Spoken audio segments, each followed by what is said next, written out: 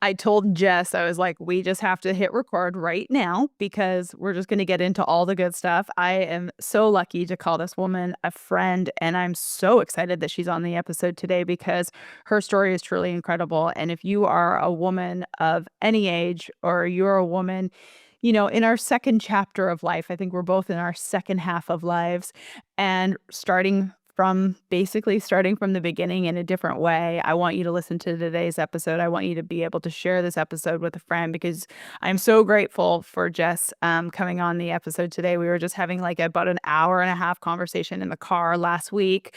And then before we hit record now, I was like, wait, let's just hit record. Let's just hit record because we were both talking about the fact that life goes so fast. And you and I met each other about 5 years ago. And you started this new venture, what, 3 years ago now?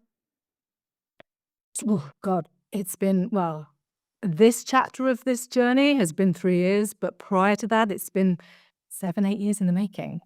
Yeah, you started So Harmonium in 2017. yeah, and that was just part of the beginning of the journey. That was one piece of the puzzle, which back then I had no idea. You never do you? You just start something, it feels good, you go with it, and then all of a sudden it evolves and it grows, and then you find yourself in a different space with it, and then all of a sudden all the pieces start to fall into place. But you probably, possibly, no doubt, end up somewhere that you didn't even begin to think that you would ever end up, which is exactly what's happened. But then when you look back, you realize it actually come full circle. Miss the magic. I think. It's so crazy. So 2017, how did you start Harmonium? What was that like? Or was that really the beginning or was it before that? It started before that because it started as a result of my divorce, and that was 8 years ago, so that was 2016. That's when it really started, because that was a time I was 45 years old, and I remember sitting on my bed in LA and just thinking, "There has to be more than this. There has to be more. I'm 45, divorced, like, what is my life coming to?" My kids were, what were they then? They were 11 years old at that point, and I just sat there thinking there has to be more, but I did not know what that looked like, where to start, how to even begin, because I had no confidence, I had no self-esteem, I didn't believe in myself, I had no vision. I'd given my life to my kids and my now ex-husband, and so I didn't know where to start, I didn't know where to begin, and, I remember I clear to space sitting there thinking there has to be more. This cannot be. This is not how my story ends. And so I threw myself in. I mean, luckily I was in LA, which is the mecca of healing and wellness and whatever you need. It's there. If you need to search for it, you will find something that will help you move in that next journey. And so that's what I did. And that's how it started. And so throwing myself into healing, wellness, going back into an arena that I started out in when I was 19 years old, way, way back in the day, unbeknownst to me, that would then lead to the next chapter of the next version, I suppose, of that chapter of my life. Um, it was a challenging time, but I knew that I had to do it. I had to do it for myself. I had to do it for my kids, but I also had to do it for myself. And that was the most important thing. So as hard as it was, as painful as it was, I had to make that decision to start somewhere and just see what happened. And what started then to where I'm at now, I have no idea, no clue that it would end up this way. But it's been a difficult but a beautiful journey. And some of the people that I met along the way, like yourself and all my other mentors and guides and coaches and friends, and just people that have helped push me forward and propel me forward into that next phase, to allow me to be where I am today. I'm so grateful. Just even just now, you letting me be here. But um, rambling, I guess. I think this is the perfect ramble though, Jess. I'll be honest with you. It is the absolute perfect best way. I always believe that it always happens as it should. And that just happened so perfectly because I can let you introduce yourself. I can do all those things. But I think to give everyone listening a backstory of like really where you were, those moments in time that we have all had, no matter what we have them when we're 15, 25 or 45 years old sitting on the edge of our bed going, this can't be it. And I know for myself, I had mine at like 27. It was just like that moment that I was like, this cannot be it. What else is there? And I think that hopefully everyone has those moments in some regard. It's like the best, worst place in the world to be. And when you're in that, sometimes that worst spot, it allows you to figure out what the next thing is. And I think there's certain people that are listening to this podcast today that don't know how to take that step. So how were you sitting on the edge of the bed going, this can't be it? Like, how did you know what next step to take? Yes, you were in Los Angeles, lucky you, but like, how did you even know how to do that? Because some people have zero clue. I remember sitting in the bath. I love a bath. I was sitting in the bath one night, scrolling through Instagram most probably, and an event popped up. And it was for Lorna Jane. Do you remember the fitness gear, Australian girl? She had a store in Santa Monica. And it was Friday night. And she was doing a pop-up event the next day on the Saturday. I thought, oh, got nothing else to do. I'll just go. Just go. And so I went and I met a woman who is still a very good friend. She's fabulous. And we started talking, we started connecting. She had just moved from Denver. She'd completely changed her whole life. She had just gone through a divorce. And so we connected. And we stayed in touch. And she said to me, you should meet this spiritual guy of mine. He's amazing. He could help you. I didn't know anything about spirituality. I believe in God. I believe in high fours, all of those things. But I didn't really know very much at that point in depth about spirituality. So she introduced me to him, and that was really when my life changed, because it just opened my mind up to a completely different way of thinking, of being, of awareness, of consciousness, and looking at what am I doing that is not serving me, that is not helping me. I was drinking too much. You know, my eating disorder was, pretty much out of control at that point. The kids, I was a single parent at that point to my kids. I needed to be them, the best version of myself for them, but also for me. And so it was a really big step for me to say, I have to be all in with this. I have to make that commitment to really be all in with my healing and my wellness, because unless I get myself straight, I'm really just not going to know which direction to go in next. And so I threw myself into it. And that's how I came across Harmonium. But also that was the catalyst for me to start writing the book, which is now what has become the brand. And so it all kind of fell into place at the same time. So it was a decision that I made in my mind. And then the universe, I suppose, God brought the right people energetically into my space, unbeknownst to me, that I needed at that point. And then I was able to pull from that and really decide again, okay, this is going to be a journey. It's going to be painful. It's going to be hard work. It's going to take commitment and discipline. But I know I have to do it. I have to do it. I have to do it for myself, and I have to do it for my kids. I love it. And so you mentioned in the beginning when this all happened, and I love that you said that you just had to do it, and you like the universe is conspiring for all of us. You and I are sitting here today having no idea like what this one conversation or that one person or perhaps a one listener today to this podcast, and who knows if it happens, that would be amazing. But like one connection away from this life change in all of our lives. Like we're just one connection, one conversation, one something away from like the next version of what is supposed to happen. And I just think that that's so incredible, because when you're in the moment, sometimes even if it's a really hard moment, it literally could be the best day ever because it's getting you closer to what the next step is. And I truly do believe that. I know you and I both believe that too, that everything is conspiring for us. Everything is helping us. Everything is getting us exactly where we need to go. But it's wild because sometimes in the time of it, you can't imagine. So you mentioned you started writing your book, and that is, we'll flip flop and, bypass a few things. But in the beginning stages of your journey, you started to write this book called Adventures of Monkey. So how did you start writing a book? Like how in the thick of it did you start writing this book? Again, it was part of the healing, I think. The kids. So my daughter Amelia had won a monkey teddy bear at a fun fair back in London when she was 2 years old. And Amelia and Monkey had been together. They'd traveled everywhere. In fact, this is Monkey. This is the OG, the original. Oh gosh. Anyway, so they had this connection. They had been everywhere. We had traveled a lot as a family. We always lost Monkey, and we didn't just lose him little. It was a big time loss. And I think anybody with children, even now, as I'm sure you do too, has a stuffy or a blanket or something which is like a comfort, and that was Monkey to Amelia was that to Amelia. And because we'd won him at a fun fair, it wasn't like he was a Thai baby or one of these ones you can just buy off the shelf. We couldn't replace him. He was just a monkey. And so whenever we lost him, we had to go find him. And every single time, whether it was on Madison Avenue at rush hour, whether it was at Heathrow Airport in the passport control, wherever we lost him, we would find him again.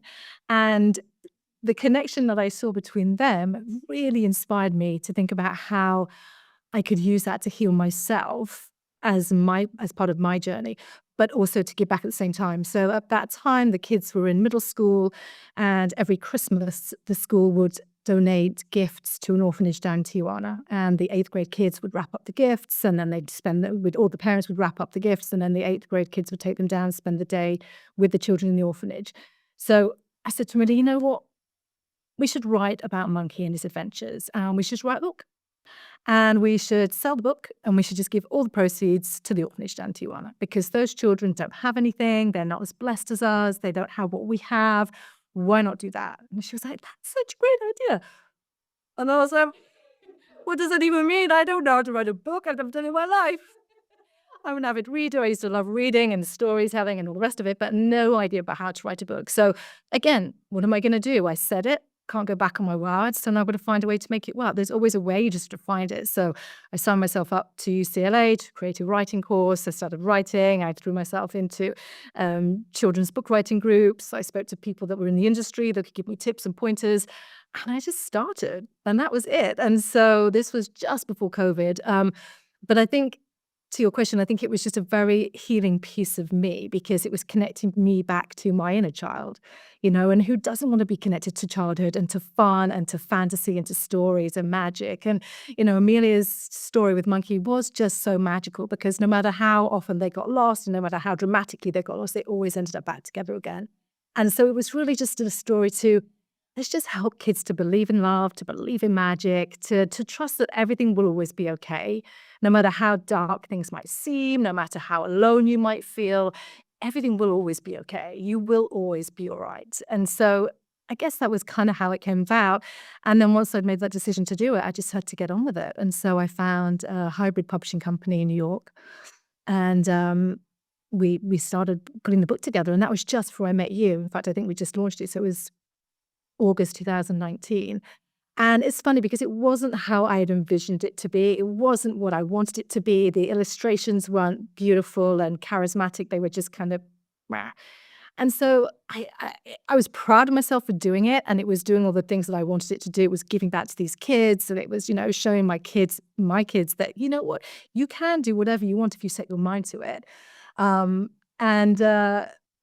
So then COVID came, and during COVID, obviously, prior to COVID, I was going doing book signings, spend a lot of time at Barnes & Noble, promoting the book, getting out and talking to people about it.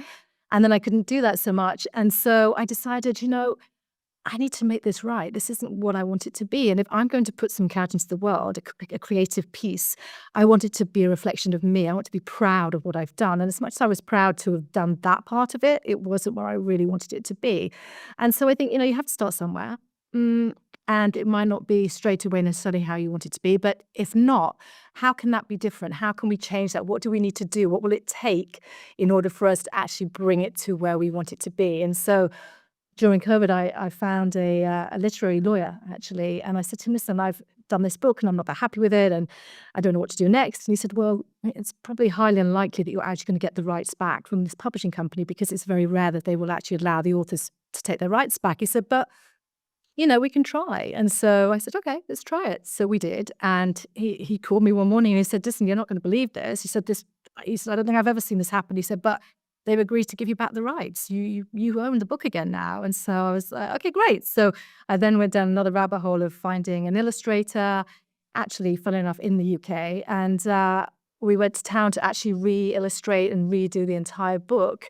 And so we spent 2 years during COVID getting it to where I wanted it to be. We found a printer. We just took it to the next level. And I now have this book, which I'm so proud. It's the same story, but the actual book, the illustrations, it is exactly how I imagined it to be the first time around. But I wasn't ready for that then. And so So that's how it came about. Oh, Um, amazing. Like, there's just so many things in there, but I think the one thing I mean, you're this whole journey and this whole story, and by the way, guys, stay tuned because this is, just the tip of the iceberg of this story and this journey, but something that I really, really want you guys to hear that Jess said that I think is so important. She said, "If you want something, there's always a way to yes." And I've said this for years. Like, how did I don't even know I always say it, "There's always a way to yes." But for you, what did you say? You said, "There's a way to figure it out?" there's always a way. There is Always a way. a way. You just have to find it. It's always Amen. Yeah, I 100% agree with you. It is 100% the honest to God truth. You guys, there is always a way. There's always a way. And anyone who tells me that there's not a way, I'm just like, no, I just don't believe it. Like, it's so weird. My brain just can't even go there. The other day, I was having a conversation with my mom, and she's like, I'm trying. I'm trying. I'm like, nope, there's got to be a way. We just got to keep going. And it might take a minute, but there's got to be a way. always. And it's how badly do you want it? Yes. I think at the end of the day, how much you really want something, because you can, and that's what I suppose the idea, the message behind Monkey, the original book, 'cause it's a series. The first one's done, the second one's already been illustrated, so we're ready to go with that. But the title of the first book is "Wishes Do Come True." And I know a lot of people are like, oh, you've been in LA too long and you're this and you're that. But it's not. Look, at the end of the day, it's mindset over anything else. And we talked about this earlier. We touched on it. And I think what you believe, at the end of the day, what you believe you can always, always achieve. Might not be the easiest path. It might not be the most straightforward. It might not necessarily knock you back 100 times before you get to that next level. But if you really believe in yourself, or if you believe in your idea, or if you believe in your vision or your mission, then there's no reason why it can't happen. And you said something too, passion builds your power. Mm. You said that to me when we were talking, and I thought that that was so good. You are just so passionate about this, and I want you guys to know, like, we're halfway through Jess's story, but when you basically said to me is like, I have put everything into this, like every dollar, every ounce, everything, I am willing to do whatever it takes to make this work. And so thus it's going to work. That mindset, if you do not believe that, you are missing out, because I promise you that is the thing. Like 150%, you said to me, you're like, I put everything into it. It has to work. It will work. End of story. I'll figure it out. No matter what, it's going to work. So let's you wrote the book 2022. The second version came out, the version that you love. I know you started your own personal healing practice in LA. And then kind of what happened in regards to the book and the next iteration of this this brand that you're building. It's so funny. I seem to have done so many things, and again, it's like God takes you on a journey that you don't know that you needed, but it always takes you to where you're supposed to end up, or whatever the saying is. And again, you look back and you can connect the dots, and you don't realize at the time quite, this higgledy-piggledy path that you're taking. But then when you look back, you say, "Oh my God, no wonder that happened, and that person had to come into my life, and that situation had to be part of my journey. Otherwise, I wouldn't be where I am right now." And so, yeah, so Audrey had met with this girl by chance at Lorna Jane. She introduced me to Dr. Levery and, into the spirituality. And he introduced me to Harmonium, which I'd never heard of before. It's an energetic healing system, which allows you to recalibrate the entire neurological system. So it activates the self-healing capacity of the body. I worked in wellness for 30 years. I'd never heard of Harmonium. And so I was like, okay, well, I need this. So let's just see what it's all about. And so I had multiple sessions, and it was the most incredible journey for self-healing for me personally, with the issues I was dealing with, the trauma and the anxiety, everything that I was dealing with was just a result of the divorce and whatnot. And so I was so blown away by the results. I had to train to be a practitioner. Okay, I need to do this. This is something that's calling to me. I've come across it not by chance, but because I was ready to receive it. It's been incredible. And so it's time for me to be able to train and then help other people with it. And so that's what I did. So I started Harmonium LA. Just before COVID. In fact, about the same time I was doing the book, they kind of were, and I always said to people, it's like I've had twins again. My twins are now 19 years old, but I was like, I have these two brand new babies and they couldn't be more different, but they both need all my time, my energy, my passion. I was so passionate about Harmonium because of what it had helped me to overcome. I stopped drinking. I haven't touched a drop since. And it's like, everyone's like, have you been in the program? You've been to AA? I said, nope, just at Harmonium, it's been absolutely life-changing. And so I started my practice, was very fortunate, had some incredible clients. But what I realized and what I was seeing in my clients is that the majority of the issues that they were coming to see me about as adults were linked to unresolved childhood traumas, emotional imbalances, experiences that they'd witnessed during those formative years that they hadn't known then, and probably still not even now, how to address, how to express, or how to understand and navigate what they were actually feeling. And so it made me realize that there was such a gap in the market for a product or a tool or a system for children during those formative years that would help them understand their emotional well-being, their emotions, their feelings, because Harmonium is all about working with the emotional body, because it's the emotional body, whatever is going on emotionally that will manifest in a physical reality.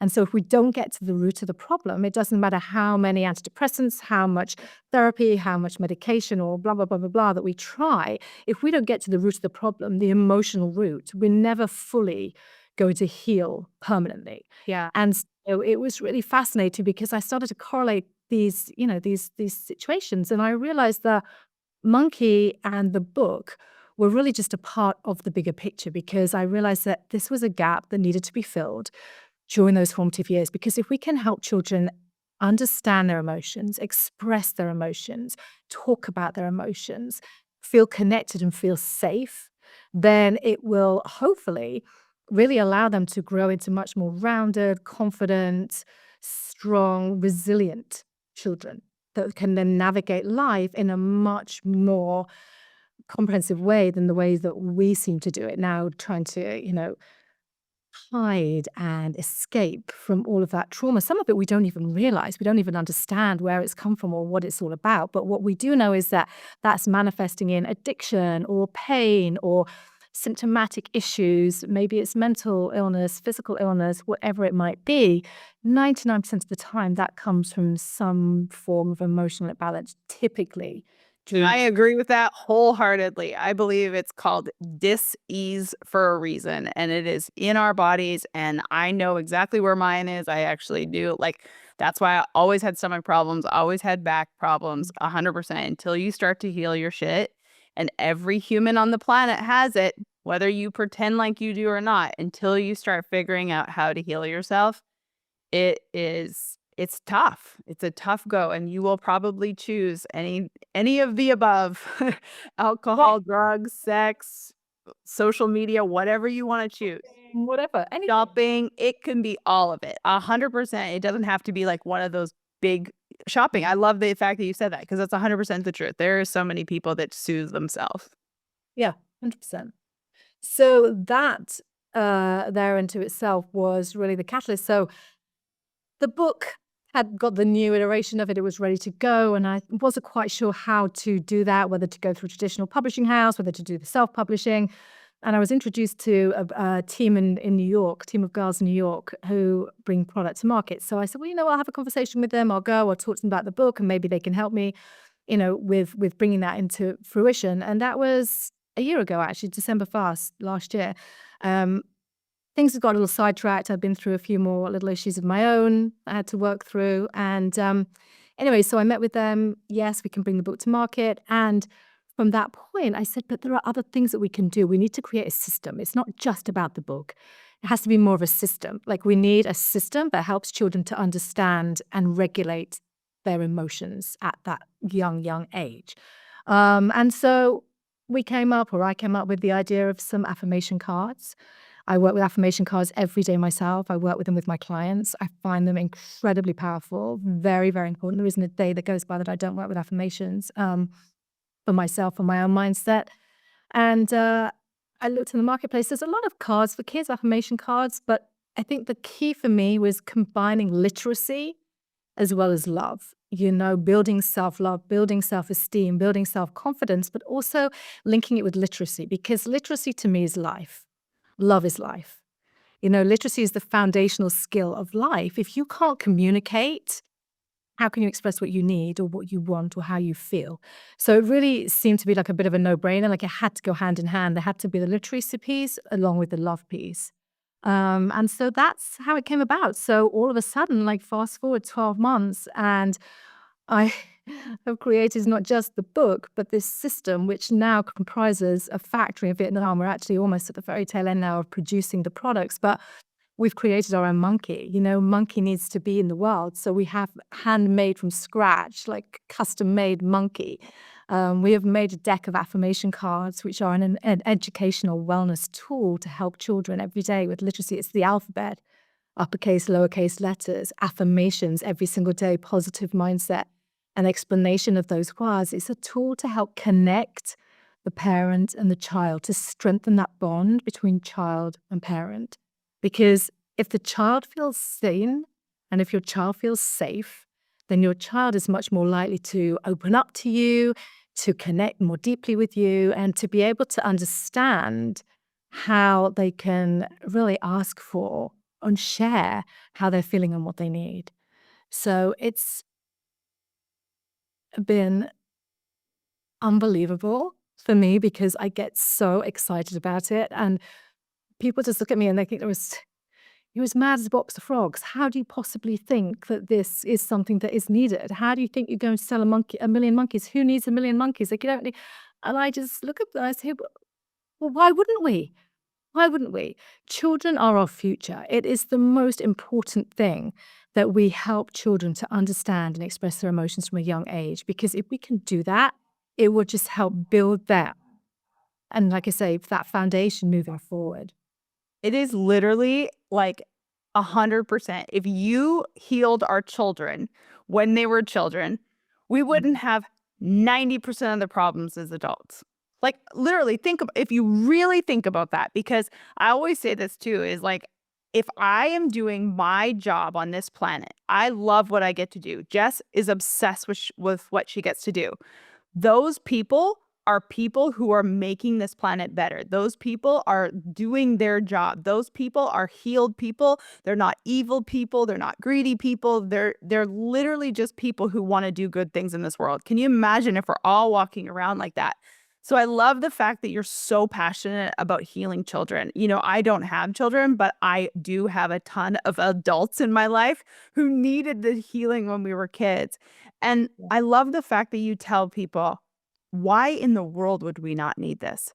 For all of the doubters, because I love this piece. This is my favorite piece, when people tell you to stay safe, to not do the hard thing.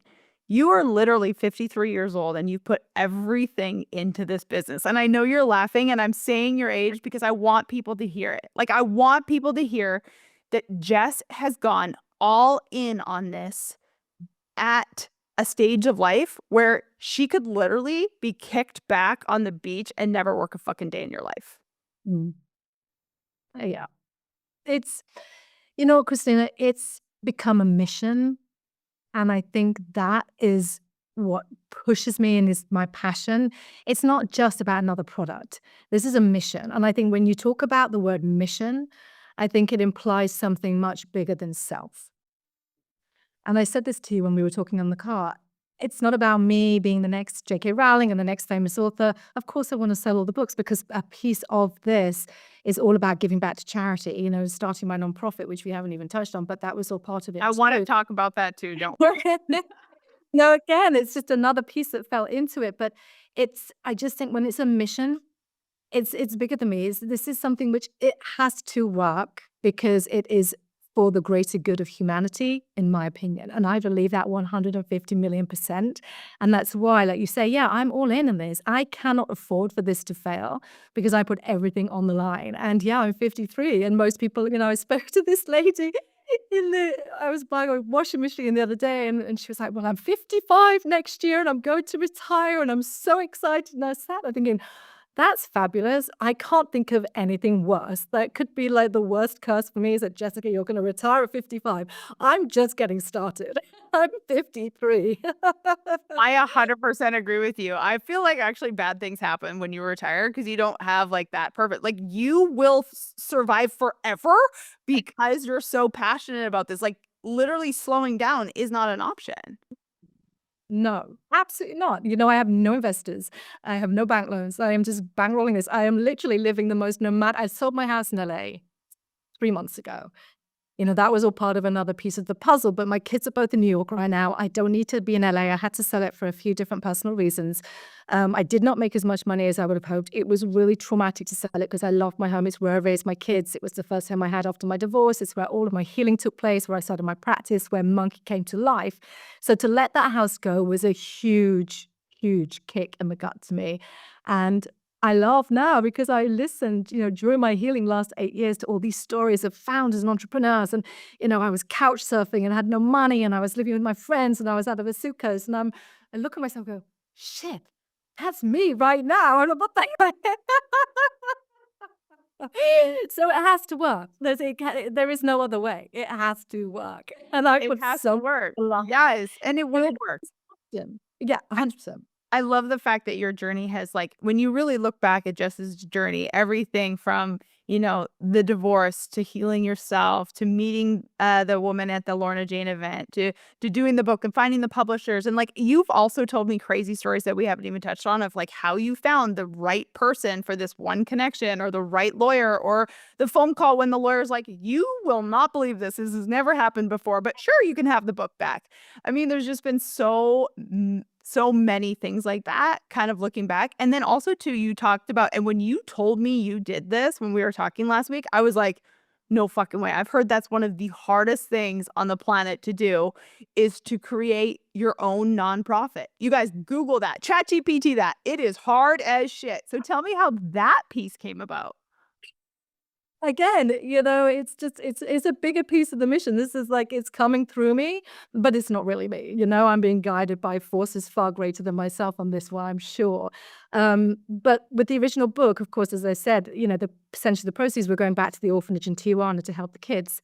And so when we redid the entire book, again, I realized there has to be more. It's great to have the orphanage down in Tijuana, but that's one piece of an area of children that need help. The world is huge. There is millions of people in the world that need help, that need support, that need access to tools like Adventures of Monkey that are going to help with their emotional wellness and their literacy.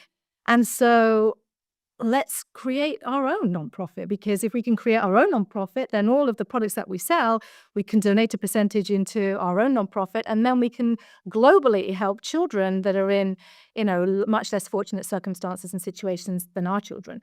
And so, I mentioned to a few people, and like you say, they poo-pooed it, and are you crazy?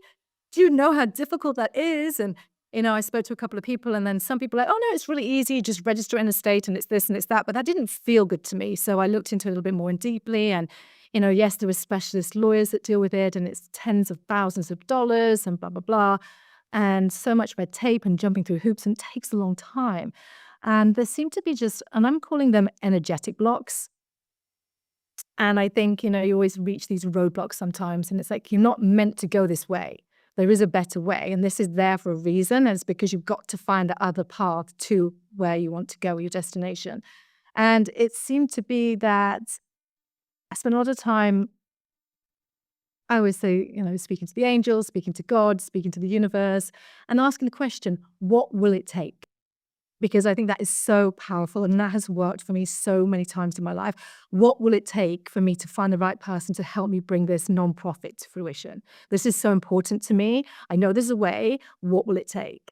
And as it turned out, I just kept meeting people. This literally happened within the space of 3 months.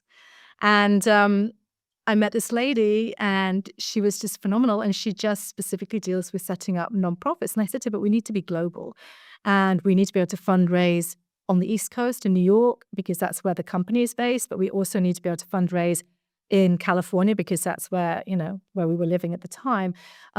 So there were so many different loops and hoops, but we managed to move through them. And within 3 months, we had somebody ready that pledged a donation to us. And with that, we were able to set up a global nonprofit. And so we're now a fully registered 501c3, Transforming Minds and Futures, which, it's still in its infancy. It's happened so fast.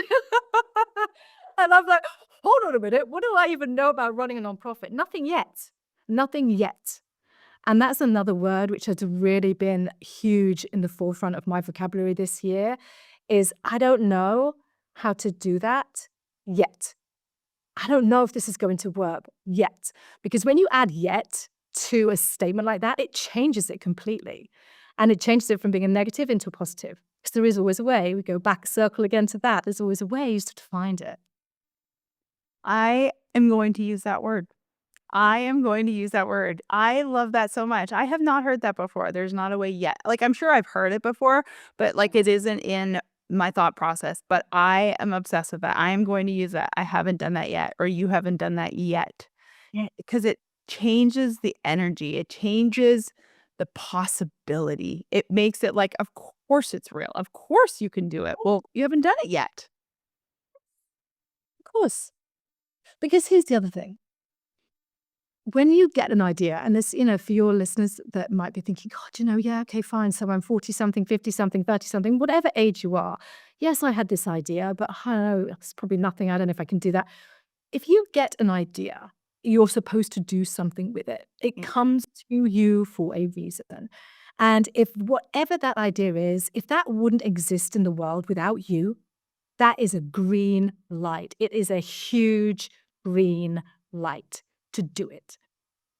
Because if you don't do it, that idea will go to somebody else. And how many times have you said that?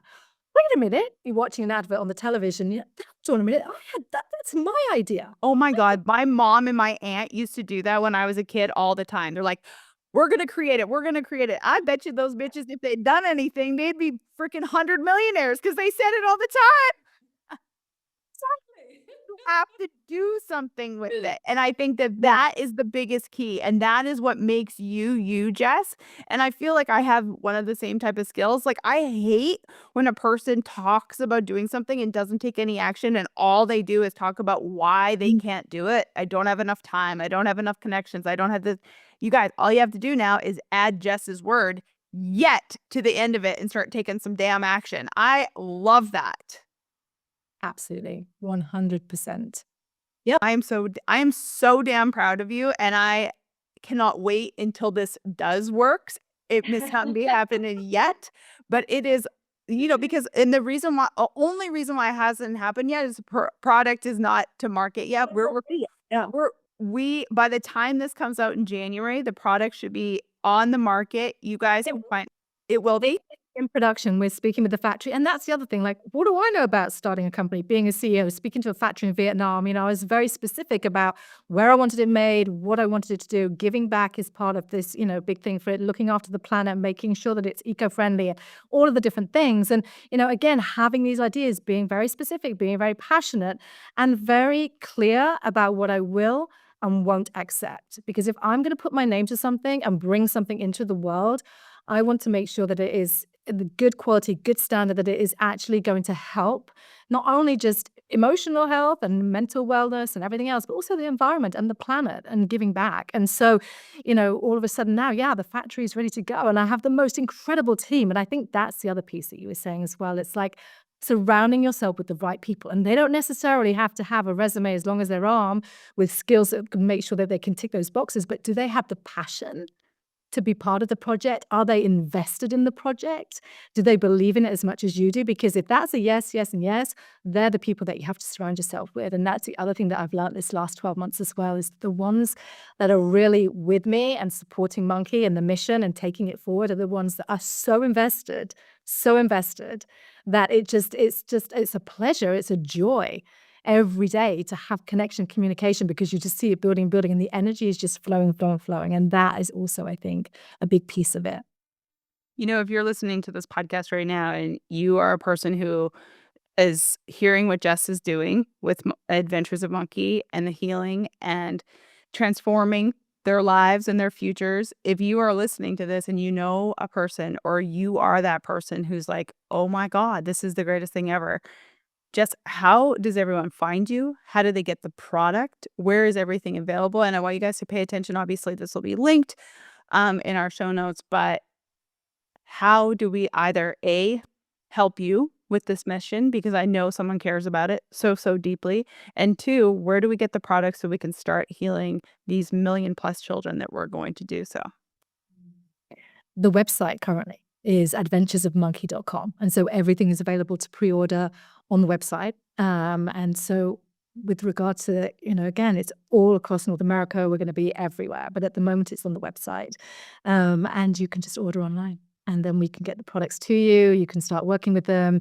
We've had such good feedback. We've had some test studies done. We've had some case studies with kids done. And the feedback's been amazing. And I just can't wait to be able to get them into the hands of people. And it's across the board. So yeah, adventuresofmonkey.com is the website. And that's just the beginning. I love it. I want everyone to go there. And do we have a social media page yet? Yes, Adventures of Monkey _ Headey Gandolfi, Harmonium LA. I would go with Adventures of Monkey _ Just find that, and then you can find Jess. Then you can find Harmonium. Perhaps you, like me, don't have children, or perhaps you're just trying to heal yourself at the moment. Harmonium is when I learned about it through you, it almost seems, untrue. Like what you said there about like you 100% quit drinking. Like you were probably drinking too much, and you 100% quit with the power of Harmonium. You're not in the program or anything, and you haven't touched a drip. I mean, I have family member who struggles with addiction, and the fact that you are able to say that and have healed yourself, it's truly incredible. And Harmonium is a massive part of that. So Adventures of Monkey _ on Instagram, adventuresofmonkey.com. And I want you guys to follow Jess. I want you to follow Monkey. I want you to get the products, obviously, get the book. But if you know anyone who needs that one connection to Jess, or that one, there's that spark inside of you, it's like, I have to connect with this woman. I encourage you so much to go connect with you. Thank you for doing this. Thank you so much for having me. Honestly, I'm so grateful to you. Beyond. And I'm so damn proud of you. You guys, 1,000,000 monkeys, Adventures of Monkey _ adventuresofmonkey.com. And don't ever forget, Jess is a spitting image of that you too can decide it's your turn at any moment in time.